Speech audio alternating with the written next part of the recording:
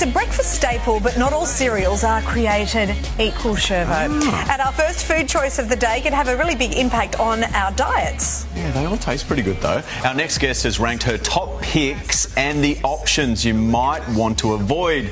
Let's bring in dietitian Karina Savage. Karina, thank you so much. You've had a look at sugar, salt, fibre in each of these cereals and ranked them. Let's go from the best to the worst, I guess. So which these Great ones? to see you both. Let's start with our healthiest options. It's really great to know what's in our cereals because sometimes we're putting these things into our bodies at least once a day, especially our children. So I've ranked these cereals as sort of healthiest, moderate and poorest choices, and I've really looked at the labels to gather this information, so we'll talk a little bit more about that. If we start with our healthiest options, these tend to be really rich in whole grains and fibre. You see the fibre per 100 grams at about 10 grams or more.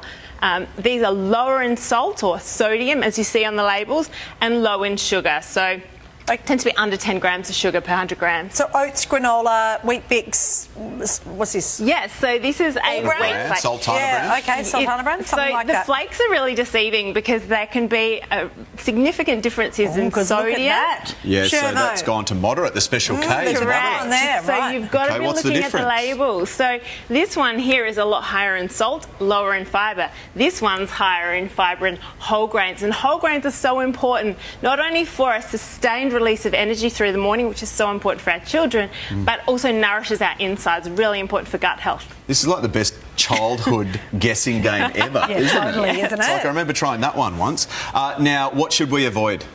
So we do want to move, as we move from the healthiest down to the poorest, we tend to lose fibre and whole grains and we start to gain sugar and salt. Right. So when you're looking at the labels, how do you know something's really bad? It looks the most interesting? I always encourage people to look per 100 grams because then you're really comparing apples with apples. And so when we look at our poorer choices, we see the sugar hike above sort of 25 grams of sugar per 100 grams.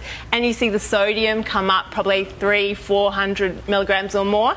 And you see the fibre really drop, so less than 5 grams per 100 grams. If we're looking at the best cereals that you've offered here, what's the quantity? These are quite big quantities. They are. So this is just half of that? Like how big? So you'll see what a serve size is on the packet, but generally around 3/4 of a cup. It depends. If you've got a hungry teenager, they'll probably have more. An adult might need slightly less, but there are other healthy breakfast options. Just really quickly too, full fat milk or light? What do you reckon? Look, full fat milk is fine for kids. Some adults prefer low fat. Okay, there you go. Lovely. Karina, thank you. It's my pleasure. It's news time.